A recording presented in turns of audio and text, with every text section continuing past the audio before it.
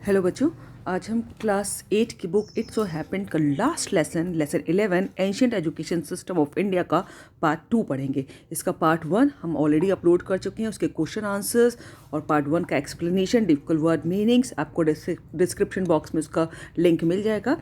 तो अब हम डायरेक्ट लेसन 2 पार्ट 2 पे चलते हैं और हम पढ़ेंगे कि पार्ट 2 में एंशिएंट एजुकेशन सिस्टम के बारे में क्या बताया गया है। So we start. देखिए पार्ट 2 में हम क्या पढ़ने वाले हैं, 2 पॉइंट दिए हुए हैं। I am going to explain it now. In part 1 you have read about the ancient education system in ashrams, gurukul and the way of life in them. कि पार्ट 1 में हमने पढ़ा कि प्राचीन भारत में जो शिक्षा का सिस्टम था वो आश्रम्स में था, गुरुकुल्स में लोग पढ़ते थे, और and the way of life in them, और वहाँ पर जीवन कैसे जिया जाता था, यानी आश्रम्स में और गुरुकुल्स में लोग कैसे लाइफ लीड करते थे। और this system continued to flourish during the time of Buddha and the subsequent period. Subsequent periods माने होता है उसके बाद वाले पीरियड में, यानी कि ये सिस्टम जो था एंशिएंट सिस्टम, ये भगवान बुद्ध के पीरियड में भी बहुत फ्लरिश किया, बहुत बढ़ा।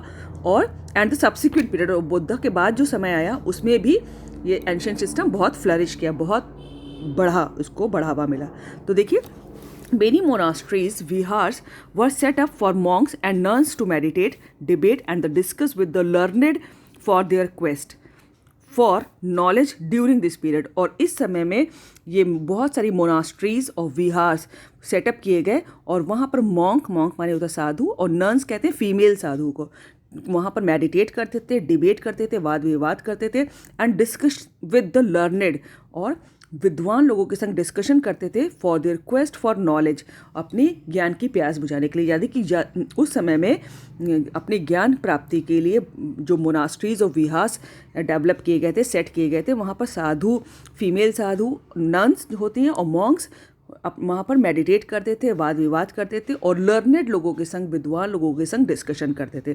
Around these viharas other educational centres of higher learning develop, और इन विहार के आसपास ही दूसरे भी हायर एजुकेशन जहाँ दी जाती थी वैसे सेंटर भी डेवलप हो गए थे, which attracted students from China, Korea, Tibet, Burma, Ceylon, Java, Nepal and other distant countries. और उन केंद्रों में बहुत सारी दूसरी कंट्रीज से, like China, Korea, Tibet, Burma, Ceylon, Java, Nepal और दूसरे दूर दूर के कंट्री से लोग पढ़ने आते थे। ठीक है, तो अब देखिए विहार्स and universities.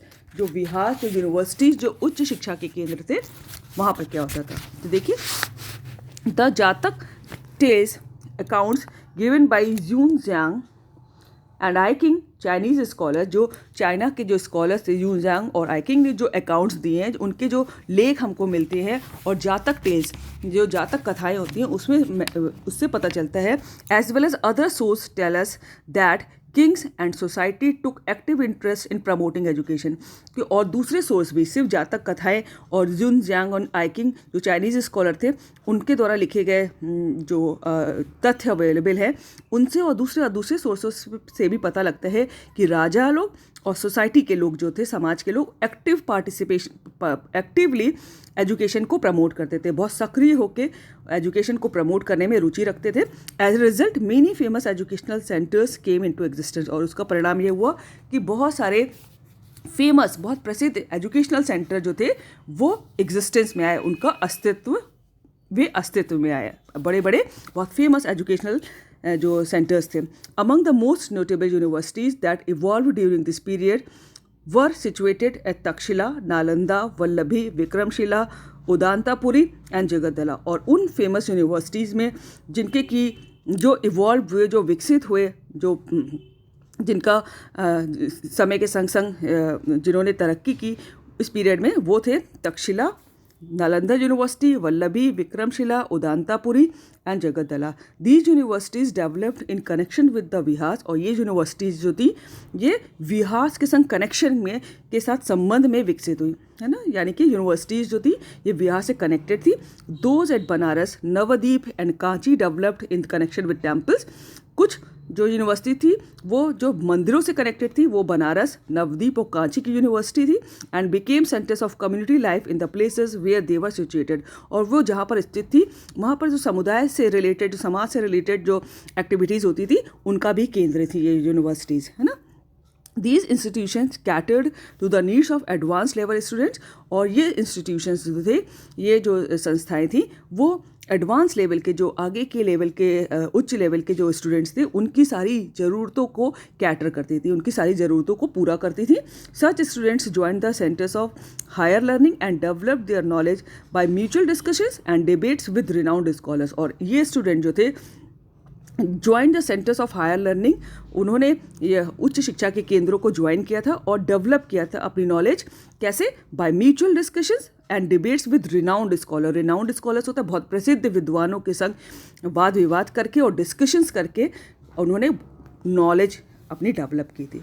Not only this, there was also occasional summoning by a king to a gathering in which the scholar of the country of the various vihars and universities would meet, debate and exchange their views. और सिर्फ यही नहीं, जो राजा था होता था वो occasionally समय समय पर किसी खास मौक़ों पे कुछ विद्वानों की गैदरिंग करता था, कुछ विद्वानों को इकट्ठा करता था. और वो विद्वान जो थे वेरियस विहार से, बहुत तरह के विहारों से, यूनिवर्सिटीज़ से आते थे, मिलते थे, डिबेट होती थी, वाद विवाद होता था और एक्सचेंज देयर व्यूज़, और वो मिलके अपने विचारों का आदान प्रदान करते थे. यानी कि राजा जो था सारे विद्वानों की सभा बुलाता था और दूर दूर बहुत सारी यूनिवर्सिटी से, विहार से बहुत फेमस लोग, लर्नेड पीपल, विद्वान लोग जो आते थे और वो डिबेट करते थे, डिस्कशन करते थे, अपने विचारों का आदान प्रदान करते थे. In this section we will give you glimpse of 2 universities of the ancient period. इस सेक्शन में हम आपको 2 यूनिवर्सिटीज़ के बारे में जो प्राचीन समय की थी उसका डिस्क्रिप्शन देंगे. These universities were considered among the best centres of learning in the world. और ये यूनिवर्सिटी जो थी दुनिया की बेस्ट यूनिवर्सिटीज़ में कंसिडर की जाती थी, समझी जाती थी. These have been recently declared heritage sites by the United Nations educational, scientific and cultural organisation, UNESCO. देखिए यूनेस्को का पूरा फुल फॉर्म भी लिखा है, United Nations educational, scientific and cultural organisation. और ये यूनिवर्सिटी जो है, जिनका हम आगे 2 यूनिवर्सिटीज़ के बारे में पढ़ने वाले हैं, वो यूनेस्को ने उसको हेरिटेज साइट घोषित कर दिया है कि ये विरासत हैं हमारी प्राचीन चीज़ों की, और इनको यूनेस्को द्वारा हेरिटेज साइट्स घोषित कर दिया गया. आप देखिए कौन सी यूनिवर्सिटी के बारे में पढ़ने वाले हैं, तक्षशिला और तक्षशिला, है ना, दोनों नाम, दोनों स्पेलिंग लिख सकते हैं हम इसकी. इन ancient times Takshashila was a noted centre of learning including religious teachings of Buddhism for several countries. और प्राचीन समय में तक्षशिला नाम की एक नोटेड, जिसको सब लोग नोटिस किया था, सेंटर ऑफ लर्निंग था, शिक्षा का केंद्र था, including religious teachings of Buddhism. और वहाँ पर बुद्धा की जो टीचिंग्स थी, उनकी जो शिक्षाएं थी, उनके बारे में भी पढ़ाया जाता था. फॉर सेवरल सेंचुरीज, और कई शताब्दियों तक. एक सेंचुरी में बच्चों 100 साल का समय होता है, और सेवरल सेंचुरीज मतलब कई 100 सालों तक इसमें ये शिक्षा का केंद्र था. और यहाँ पर गौतम बुद्ध ने जो शिक्षाएं दी थी वो उनकी भी टीचिंग होती थी. It continue to attract students from around the world until its destruction in the 5th century CE. CE होता है कॉमन एरा. और इसने बहुत सारे और पूरे वर्ल्ड से स्टूडेंट्स को अट्रैक्ट किया, इस यूनिवर्सिटी तक्षशिला ने. और जब तक इसका 5th century CE में डिस्ट्रक्शन नहीं हो गया, विनाश नहीं हो गया, यानी कि 5th century में, 5वीं शताब्दी में ये इसका विनाश हो गया. और तब तक ये जो है, जब तक ये चल रही थी 5वीं शताब्दी से पहले, पूरी दुनिया से स्टूडेंट्स को आकर्षित करती थी. It was known for its higher, आगे देखिए, education and the curriculum comprised the study of ancient scriptures, law, medicine, astronomy, military science and the 18 shilpas और आर्ट्स. और देखिए, it was known for the higher education, ये बड़े उच्च शिक्षा का केंद्र मानी जाती थी Takshashila university. And the curriculum comprised the study of, जो करिकुलम इसमें पढ़ाया जाता था, जो पाठ्यक्रम, जो सब्जेक्ट्स बच्चों को पढ़ाए जाते थे, उसमें एंशिएंट स्क्रिप्चर्स था, प्राचीन धर्म ग्रंथ. स्क्रिप्चर्स होता है धर्म ग्रंथ, जैसे कि हमारी महाभारत, रामायण, ठीक है. लॉ, कानून की शिक्षा दी जाती थी. मेडिसिन, डॉक्टरी की शिक्षा दी जाती थी. एस्ट्रोनॉमी, जो प्लैनेट से रिलेटेड जो जितना अध्ययन होता है वो सब एस्ट्रोनॉमी में किया जाता है. मिलिट्री साइंस, सैन्य शिक्षा दी जाती थी, यानी कि आपको युद्ध में युद्ध कला सिखाई जाती थी. And the 18 Shilpa's of art, और कला के क्षेत्र की 18 कलाएँ सिखाई जाती थी इस यूनिवर्सिटी में. Takshashila became famous as a place of learning due to the teachers expertise. और तक्षशिला जो है इतनी फेमस यूनिवर्सिटी थी क्योंकि वहाँ के टीचर्स तो थे अपने अपने सब्जेक्ट्स में बहुत एक्सपर्ट माने जाते थे, दक्ष माने जाते थे। Among its noted peoples were the legendary Indian grammarian Panini. और इसके जो स्टूडेंट्स थे, पीपल माने होता है स्टूडेंट्स, जो उनमें जो है जो बहुत लीजेंडरी, बहुत प्रसिद्ध भारतीय व्याकरणविद, ग्रामेरियन कहते हैं जो व्याकरण में, जो ग्रामर में बहुत अच्छा हो, पाणिनि थे। वो यहाँ के स्टूडेंट थे तक्षशिला के। समझिए वे टीचर्स कैसे होते होंगे। He was an expert in language and grammar and authored one of the greatest work on grammar called Ashtadhyayi. ये जो थे ये ग्रामर के बहुत एक्सपर्ट थे, लैंग्वेज के, और इन्होंने एक बुक जो कि बहुत महानतम कामों में से चुनी जाती है, author one of the greatest work, बहुत महान कार्य माना जाता है ग्रामर के क्षेत्र में, और उस किताब का नाम है अष्टाध्यायी। उसको इन्होंने लिखा था। Jivaka one of the most renowned physician in ancient India. और जो प्राचीन भारत के सबसे बहुत फेमस फिजिशियन थे, फिजिशियन होता है डॉक्टर, उनका नाम था Jivaka. And Chanakya also known as Kautilya, और चाणक्य जिनको कि हम कौटिल्य के नाम से भी जानते थे, skilled exponent of state craft. वो स्टेट क्राफ्ट यानी होती है कि जो राजाओं को सलाह दे कि आप शासन कैसे चलाइए, है ना। वो एक्सपोनेंट थे, उसके व्याख्याता थे। जो कौटिल्य थे वो बहुत ही बुद्धिमान माने जाते थे, और वो राजाओं को सलाह देते थे कि कैसे शासन चलाएं। बोथ स्टडी, ये सब लोग जो है यहाँ पर पढ़े थे, इसी तक्षशिला यूनिवर्सिटी के स्टूडेंट थे। Students came to Takshashila from Kashi, Kosala, Magadha and also from other countries in spite of long and arduous journey they had to undertake. और स्टूडेंट्स जो थे तक्षशिला में काशी से, कोसला, मगध, ये सब प्रॉपर नाउन है, जगहों के नाम है, वहाँ से आते थे। And also from other countries, और दूसरे देशों से भी आते थे। इन spite of long and arduous journey, arduous journey होती है बहुत कठिन यात्रा, है ना, और बहुत लंबी और कठिन यात्रा के बावजूद भी दे हैड टू अंडरटेक, वो यहाँ पर पढ़ने आते थे। ठीक है, अब आगे देखिए तक्षशिला के बारे में कुछ और लिखा हुआ है। Takshashila was an ancient Indian city. Takshashila जो है एक प्राचीन भारतीय शहर था, which is now in north western Pakistan, जो अब उत्तरी पश्चिमी पाकिस्तान में है। It is an important archaeological site and the UNESCO declare to be a world heritage site in 1980। और ये जो है एक बहुत ही इंपॉर्टेंट आर्कियोलॉजिकल साइट है। और आर्कियोलॉजिकल साइट होता है जो पुरातत्व विभाग, जो ज़मीन खोद खोद के जो साइट्स पता करते हैं, वो आर्कियोलॉजिकल डिपार्टमेंट का काम होता है ना, कि ज़मीन के अंदर क्या निकला। जैसे आपने सुना होगा हड़प्पा, मोहनजोदड़ो की सभ्यताएँ निकली, वो आर्कियोलॉजिकल डिपार्टमेंट ने पता की थी। ठीक है, तो ये बहुत इंपॉर्टेंट साइट है आर्कियोलॉजिकल डिपार्टमेंट के लिए। एंड तो यूनेस्को ने इसको वर्ल्ड हेरिटेज साइट 1980 में घोषित कर दिया था। अभी हम पहले यूनेस्को के बारे में पढ़ चुके हैं। आगे देखिए, its fame rested on the university where Chanakya is set to have compose his Arthashastra. और यहाँ पर इसका नाम इसीलिए भी है क्योंकि यहाँ पर चाणक्य, जो जिनको हम कौटिल्य के नाम से भी जानते हैं, उन्होंने अर्थशास्त्र की रचना की थी। देखिए इसका फोटो भी दिया हुआ है, इसके जो रुइंस सारे जो निकले हुए हैं, जो खुदाई में अवशेष निकले हैं, वो देखिए सब सारा दिखाया गया है फोटो में। Archaeological Alexander Cunningham discovered its ruins in mid 19th century. और एक पुरातत्व शास्त्री थे, पुरातत्ववेत्ता, उनका नाम था अलेक्जेंडर कनिंघम। उन्होंने इसके जो रुइंस, अवशेष जो हैं 19वीं शताब्दी के मध्य में डिस्कवर किए थे। उसकी फ़ोटो भी दी हुई है। आगे देखिए, रोल ऑफ द टीचर्स। यहाँ पर टीचर्स का रोल क्या था? Teachers had complete autonomy in all aspects from selection of students to designing their syllabi. और टीचर्स जो थे उनको पूरी स्वतंत्रता थी, ऑटोनॉमी होता है कि उनको पूरी तरह से वो स्वतंत्र थे इन ऑल एस्पेक्ट, हर पहलू में। From selection of the student, कि कैसे उनको अपने स्टूडेंट का सिलेक्शन करना है, टू डिज़ाइनिंग देयर सिलेबी, और उनको अपने क्या पाठ्यक्रम पढ़ाना है वो डिज़ाइन करना भी, सिलेबस भी डिज़ाइन टीचर्स करते थे, और अपने स्टूडेंट्स को चुनने का काम भी टीचर्स का था, और उसके लिए वो फ्री थे। When the teacher was satisfied with the performance of the students, the course concluded। और जब टीचर सेटिस्फाइड हो जाता था कि स्टूडेंट्स की परफॉर्मेंस देखे कि हाँ आप ये सीख गया, अच्छा करने लगा है, तब कोर्स ख़त्म माना जाता था।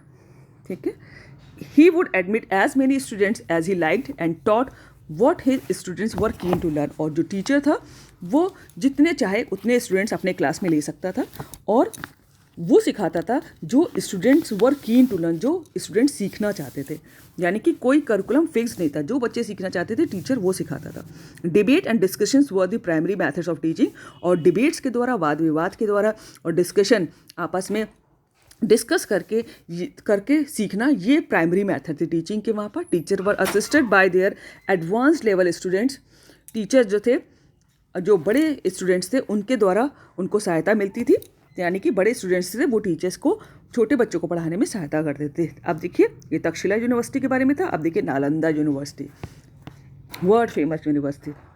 देखिए Nalanda, when Junzang visited it was called Nala and was a center of higher learning in various subjects। जब नालंदा यूनिवर्सिटी को जब यूनजांग यहाँ पर आया था तो उसको नाला के नाम से जाना जाता था, नालंदा यूनिवर्सिटी को, and was a centre of higher learning in various subjects. और बहुत सारे सब्जेक्ट्स में यहाँ पर उच्च शिक्षा दी जाती थी।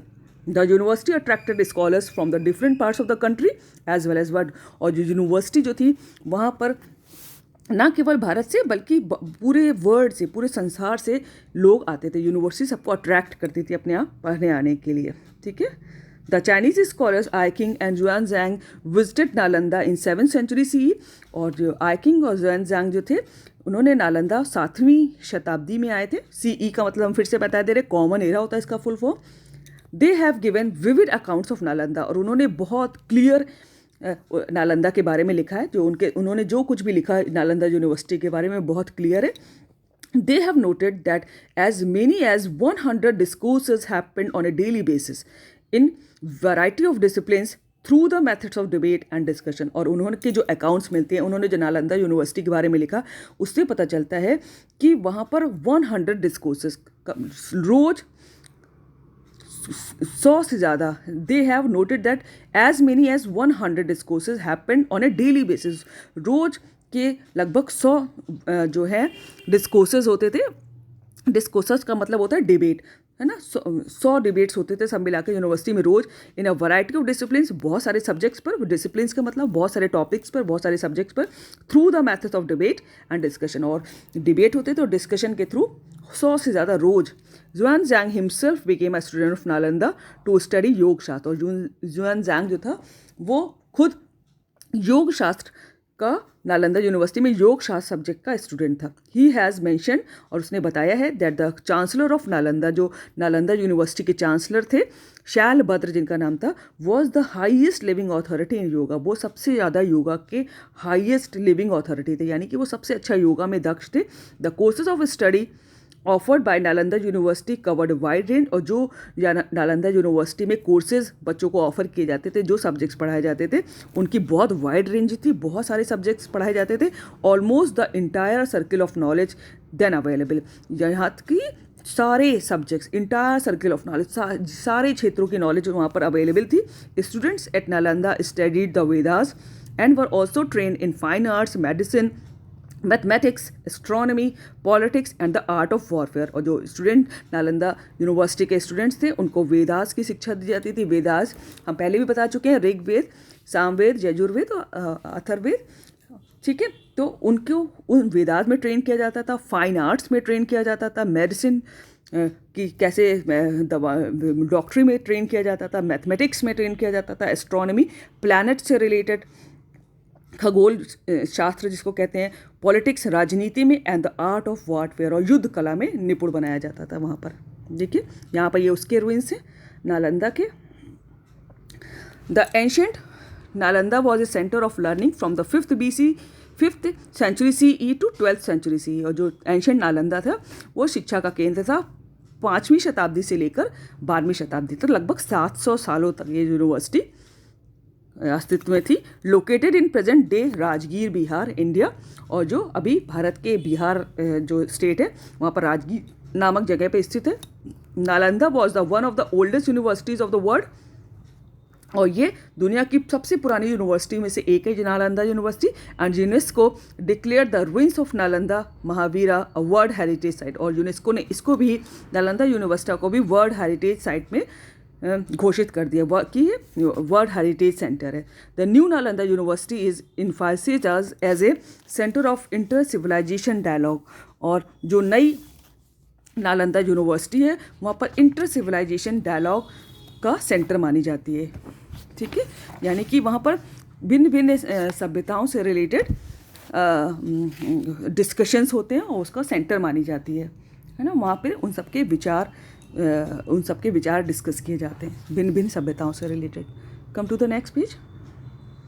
Role of community. अब कि कम्युनिटी का, जो सोसाइटी के लोग थे, उनका क्या रोल था शिक्षा के क्षेत्र में। देखिए at that time knowledge was considered sacred and no fees was charge. उस समय जो नॉलेज जो थी, ज्ञान जो था, एक पवित्र चीज़ मानी जाती थी, and no fees was charge, और इसके लिए कोई भी फीस चार्ज नहीं की जाती थी। Contribution towards education were considered the highest form of donation, और जो है जितना भी एजुकेशन के लिए जो था, वो जो पैसा आता था वो डोनेशन, दान के स्वरूप में आता था। All members of the society contributed in some form of the other, और जितने भी सोसाइटी के लोग थे वो किसी ना किसी रूप में कंट्रीब्यूट करते थे, अपना योगदान देते थे स्कूलों को, कॉलेजेस को। Financial support came from rich merchant, और जो पैसे से रिलेटेड सपोर्ट था वो पैसे वाले जो व्यापारी होते थे वहाँ से आता था। वेल्दी पेरेंट्स से आता था, जो पैसे वाले पेरेंट्स होते थे, माता पिता होते थे। एंड सोसाइटी और समाज से आता था, यानी कि समाज के लोग जो थे वो अपना अपना योगदान देते थे, और उससे जो कॉलेजेस थे, यूनिवर्सिटीज़ थी, वो रन की जाती थी। Besides gift of buildings, the universities received gifts of land, और सिर्फ पैसा ही नहीं, बिल्डिंगें, लोग अपने अपनी बिल्डिंग्स अपने दान दे देते हैं कि आप अपना स्कूल खोल सकते हैं। Universities receive gifts of land, universities को ज़मीनें दे लोग अपने दान कर देते थे, और इस तरह यूनिवर्सिटीज़ रन करती थी। This form of free education was also prevalent in other ancient universities like Vallabhi, Vikramashila and Jagaddala, और इस टाइप की फ्री एजुकेशन जो थी वो प्राचीन यूनिवर्सिटीज़ लाइक वल्लभी, विक्रमशिला और जगद्दला में भी प्रिवलेंट थी, यानी प्रचलित थी। आगे देखिए, at the same time in the south of India, agraharas served as centres of learning and teaching, और उसी समय साउथ इंडिया में, दक्षिण भारत में भी अग्रहरा के नाम से जो सेंटर थे वो सेंटर्स ऑफ लर्निंग और टीचिंग और लर्निंग के सेंटर्स थे। South Indian kingdoms also had other cultures institution known as ghatika and Brahmapuri, और साउथ इंडिया के जो राज्य थे वो ऐसे ही टाइप के शैक्षिक दूसरे कल्चरल इंस्टीट्यूशंस भी थे, और उनको घटिका और ब्रह्मपुरी के नाम से जाना जाता था। वहाँ सांस्कृतिक शिक्षा भी दी जाती थी, कल्चरल इंस्टीट्यूशंस थे। Ghatika was a centre of learning, और घटिका जो था शिक्षा का केंद्र था, including religion and was small in size, वो, और उसमें रिलीजन की भी शिक्षा दी जाती थी, धर्म की शिक्षा दी जाती थी, और वो साइज में छोटा होता था घटिका जो था। And Agrahara was a bigger institution, Agrahara जो था बड़ा इंस्टीट्यूशन होता था, एक बड़ी संस्था होती थी। A whole settlement of learned Brahmans with its own power of government and was maintained by generous donations from the society, और वहाँ पर एक ब्राह्मणों का एक पूरी बस्ती थी, पूरा सेटलमेंट था, बड़े लर्नेड, बहुत विद्वान ब्राह्मण रहते थे। With its own power of government and was maintain by generous donations from the society, और उनका सब रख रखाव जो था समाज के लोगों द्वारा, दान के जो उदार दिल से दान दिया जाता था उसके द्वारा होता था। Temples, mathas, Jain basadis and the Buddhist viharas also existed at other sources of learning during this period, और मंदिर, मठ, जैन बस्तीज और बुद्धिस्ट विहार, ये सब भी लर्निंग के सोर्स थे, इनके द्वारा भी शिक्षा दी जाती थी इस समय में। देखिए, continuation of Indian education system. The Indian education system continued in the form of ashram, in temples and as indigenous schools. जो भारतीय शिक्षा थी वो कंटिन्यू रही, जारी रही, किस तरह के, in the form of ashram, temples and indigenous schools. Indigenous माने होता है स्वदेशी school. During the medieval period, और जब मध्यकालीन भारत के समय में, maktab and madrasas became part of education system. मकतब और मदरसास में एजुकेशन सिस्टम के पार्ट बन गए, वहाँ पर शिक्षा दी जाने लगी। During the pre colonial period, और प्री कॉलोनियल पीरियड में, यानी कि जब ईस्ट इंडिया कंपनी नहीं आई थी उससे पहले के समय में, indigenous education flourished in India. जो स्वदेशी शिक्षा थी वो बहुत फ्लरिश की, बहुत प्रबल हुई इंडिया में। This was an extension of the formal system that had taken roots earlier, और ये वही जो फॉर्मल एजुकेशन सिस्टम थी जिसकी जो अपनी जड़ें पहले ही जमा चुका था, उसी का एक्सटेंशन थी आगे की शिक्षा। This system was mostly religious and spiritual form of education. ये जो शिक्षा थी ज़्यादातर धार्मिक थी और स्पिरिचुअल फॉर्म में थी, है ना, यानी कि आध्यात्मिक शिक्षा पे, व्यक्ति की सोल की आत्मा की शुद्धि पे बल दिया जाता था। Tols in Bengals, pathshalas in western India, chatushpadis in Bihar and similar schools existed in other parts of India. और बंगाल में इसको टोल कहा जाता था, वेस्टर्न इंडिया में जो पश्चिमी भारत था वहाँ पर पाठशाला के नाम से, बिहार में चतुष्पदी के नाम से, और इसी तरह के दूसरे स्कूल भी भारत के दूसरे पार्ट्स में एग्जिस्ट कर रहे थे, अस्तित्व में थे। Local resources via donation supported education, और लोकल जितने लोग थे जो वहाँ के लोकल सोर्सेज थे वो डोनेशन के थ्रू इन एजुकेशन को बढ़ावा देते थे, सपोर्ट करते थे. References in taxes and memoirs inform that villages also supported education in southern India, कि दक्षिणी भारत में जो गांव वाले थे वो एजुकेशन में सपोर्ट करते थे. और ऐसा रेफरेंसेस में, संदर्भों में और मेमोइर जो संस्मरण हैं उनसे हम लोगों को इन्फॉर्मेशन मिलती है कि दक्षिण भारत के गांव वाले जो थे एजुकेशन सिस्टम को बढ़ावा देते थे और उसमें सपोर्ट करते थे. आगे देखिए, as we understand the ancient education system of India focused on the holistic development of the students both inner and outer self. और जैसा कि हम जानते हैं, समझते हैं कि प्राचीन भारतीय शिक्षा जो थी उसका फोकस स्टूडेंट की होलिस्टिक डेवलपमेंट पे तो सारे विकास पे था. यानी कि उसका होलिस्टिक डेवलपमेंट का मतलब होता है शारीरिक विकास भी, मानसिक विकास भी, आध्यात्मिक विकास भी, युद्ध कला में भी विकास, हर क्षेत्रों में वो बच्चा डेवलप करे. और बोथ इनर यानी कि उसका आंतरिक विकास भी हो और आउटर सेल्फ भी, बाहर से भी उसका विकास हो, यानी शारीरिक रूप से भी हष्ट पुष्ट हो. दस प्रिपेयरिंग देम फॉर लाइफ, और इस तरह उनको स्टूडेंट्स को लाइफ के लिए, आगे आने वाली लाइफ के लिए प्रिपेयर किया जाता था. Education was free and not centralise, education जो थी वो फ्री थी और सेंट्रलाइज नहीं थी, एक ही जगह केंद्रित नहीं थी. हम जैसे पढ़ चुके हैं कि सदर्न भारत इंडिया में और सब जगह छोटे छोटे केंद्र, कहीं टोल्स के नाम से, कहीं चतुष्पदी के नाम से, कहीं पाठशाला के नाम से, सब जगह शिक्षा थी, कोई एक ही जगह केंद्रित नहीं थी. Its foundation were laid in the rich cultural traditions of India,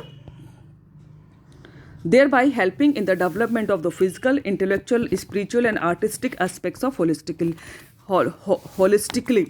तो देखिए कि its foundation were laid in the rich cultural tradition, जो हमारा भारत का रिच इतना समृद्ध कल्चरल संस्कृति है, तो वो उसके द्वारा जो है बच्चे का फिजिकल, इंटेलेक्चुअल, मानसिक, स्पिरिचुअल, आध्यात्मिक और आर्टिस्टिक एस्पेक्ट, सारे कलाओं से संबंधित पूरा संपूर्ण विकास किया जाता था.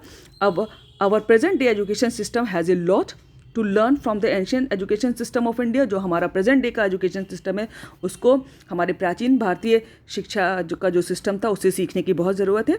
देयरफॉर, इसलिए the stress is being laid on the connecting learning to the world outside the school, और इसलिए शिक्षा पर जो बल दिया जाता है कि स्कूल के बाहर भी पूरी दुनिया से बच्चा कनेक्ट कर सके.